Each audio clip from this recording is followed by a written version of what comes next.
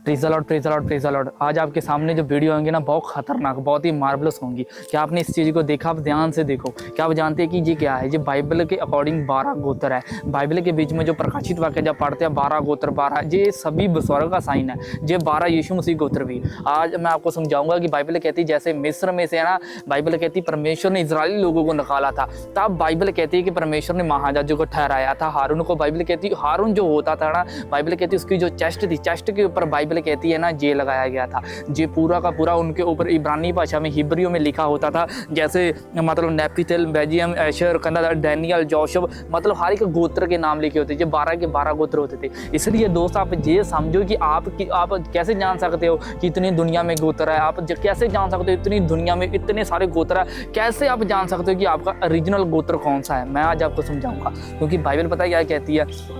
Bible कहती है अब जो यीशु मसीह में है ना वो अब्राहम की संतान है। यीशु मसीह का गोत्र कौन सा था आप पता है? बाइबल कहती है यीशु मसीह का जो गोत्र था वो यहूदा गोत्र था। अब जब भी कोई यीशु को कबूल करता है ना, वो यहूदा गोत्र के सीधे बिलोंग करता है। वो यहूदा गोत्र से सीधा ही मतलब वो पार्टनरशिप होती है यीशु मसीह के नाम में। चलो मैं आपको ऐसा चीज़ समझाता हूँ जिस तरह से बाइबल में लिखा गया है। जैसे चलते हैं मरकुस 12 उसकी 10 में लिखा, कहता लिखा क्या तुमने पवित्र शास्त्र में ये वचन नहीं पढ़ा, जिस पत्थर को राजमिस्त्री ने निकम्मा ठहरा दिया वही खोने का सिरा हो गया। हालेलुया। बाइबल कहती है अब राजमिस्त्री कौन थे? राजमिस्त्री बाइबल कहती है अब इजरायली लोग थे। इजरायली लोगों को परमेश्वर ने राजमिस्त्री क्यों चुना? क्योंकि बाइबल कहती है उसके पास इतनी हिब्रियों की, इतनी लतानी, इतनी ओल्ड टेस्ट, इतनी यहोवा, एलोहिम, युद्ध यार, यहोवा, राफा, सभी जितने परमेश्वर के नाम थे उनके पास नॉलेज थी। अब बाइबल कहती है परमेश्वर ने राजमिस्त्री को चुना था। जैसे राजमिस्त्री का अपने घर को बनाता है ना, बहुत कह सकते हैं कि हमारी भावी मेहनत होगी पर बनाने वाला एक राजमिस्त्री होता है। जैसे बाइबल कहती है ना परमेश्वर ने राजमिस्त्री को बनाया, तो हुआ पता क्या? एक मार्बलस चमत्कार हुआ जहाँ पर लिखा गया ना जिस पत्थर को राजमिस्त्री ने नकम्मा ठहरा दिया, परमेश्वर ने उसको खूंजे का सिरा बना दिया। राजमिस्त्री इस्राएली लोग थे। बाइबल कहती अगर ये यीशु मसीह को फॉलो कर जाते, जहाँ पर लिखा गया ना जैसे ये यीशु मसीह को फॉलो कर जाते, होना पता क्या था? पूरी दुनिया में उत्तर, पूर्व, पश्चिम, दक्षिण, जो होना पता क्या था? पूरी दुनिया में क्रिश्चियनिटी हो जानी थी। पूरी दुनिया में लोगों ने यीशु मसीह को कबूल करना था। पर थोड़ी सी गलती करके बाइबल कहती इजरायली लोगों ने इग्नोर कर दिया। किसको? यीशु को। जैसे इग्नोर किया दैट सेट बाइबल कहती है हुआ पता है क्या कि परमेश्वर ने कह दिया ना, जैसे लिखा गया जहाँ पर कहता जिस पत्थरों को राजमिस्त्री ने निकम्मा ठहरा दिया, परमेश्वर ने उसको खूंजे का सिरा बना दिया। अब पत्थर कौन था? पत्थर बाइबल कहती मसीह था। मैं आपको प्रूव करता हूँ किस तरह से। जब चलते हैं ना जहाँ पर लिखा गया इफिसियों 2 उसकी 20 में लिखा कहता और प्रेरित और भविष्यवक्ता की नींव पर कहता जिसके कोने का पत्थर मसीह यीशु स्वयं ही है कहता बनाया गया हो। इसलिए बाइबल कहती है कि जो यीशु मसीह है ना वो पत्थर है। वो कौन सा? स्टोन है। अब ग्रीक शब्द में जब आप पत्थर को पढ़ते हैं इसका मतलब होता है पिट्रोस। पिट्रोस का मीनिंग होता है एक चट्टान, एक पत्थर भी कह सकते हैं। जैसे बाइबल कहती है कि जब मरियम का जो बाइबल कहती है जो भाई था लाजर मर चुका था, यीशु ने बोला था कि ये पत्थर को हटा दे। वो था पत्थर व्यवस्था वाला।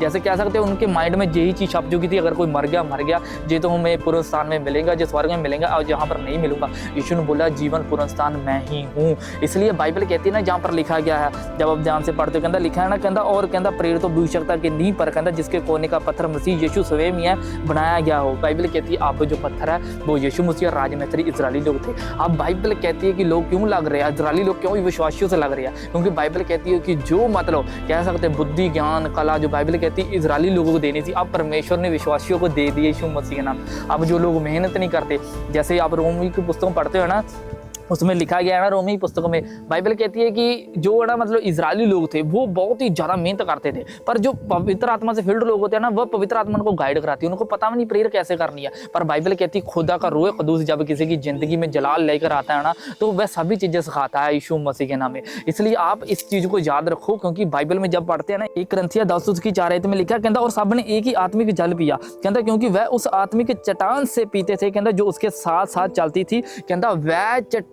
मसीह था यीशु मसीह के नाम में।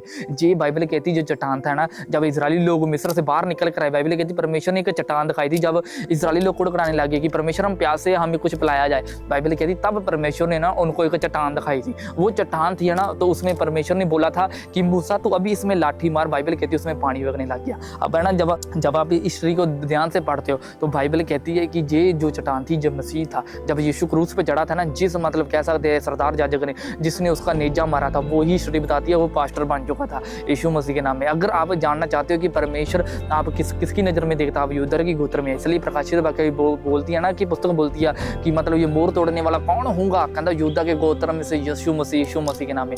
इसलिए जो इजराइल में ये महाजाजी के हमेशा ही मतलब कह सकते हैं ये चेस्ट पे ऊपर लगा रहता था, क्योंकि परमेश्वर हमेशा जब भी है ना किसी के पाप माफ करते थे, इजरायली गोत्र जो महाजाजक होता था वो प्रति वर्ष कहते सकते हैं कि अंदर जाता था ये पहनकर। जब वो अंदर जाता था ना, परमेश्वर उनको इसके ऊपर है ना जैसी दृष्टि होती थी, जैसी परमेश्वर की है ना जहाँ पर निगाहें करता था, तो बाइबल कहती है उनके पाप क्षमा हो जाती थी, उन पर अनुग्रह होता था, उनकी हीलिंग होती थी, उनकी बीमारियां दौड़ जाती, शैतान दौड़ जाता था, वो मैदान जीतते थे यीशु मसीह के नाम में। इसलिए अजीजों याद रखो कि परमेश्वर ने आपको चट्टान बनाया, जैसे बाइबल कहती है यीशु ने पतरस को बोला था ना, इस चट्टान के ऊपर, इस पत्थर के ऊपर मैं अपनी कलीसिया स्थापित करूंगा, अधम लोग के फाटक भी प्रवेश ना करने पाएंगे। अगर आप बाइबल पढ़ते हो आपको पता चलेगा कि ये जो मतलब कह सकते हैं कि ये मतलब अदन लोग है ना, ये अदन लोग की यहूदी लोग बता रहे हैं ये नीचे है, पर कई मतलब साइंटिस्ट लोग बता रहे हैं कि ऊपर है। पर जो बिब्लिकल चीज़ पता है क्या है, बाइबल कहती है कि जब इंसान मरता है ना वो सीधा ही अदन लोग में जाता है। अब यीशु मसीह यहाँ पर बता रहे हैं ना कि मैं अपनी जो कलीसिया है ना, ये अदन लोग भी उस पर फाटक प्रवेश ना करने पाएंगे।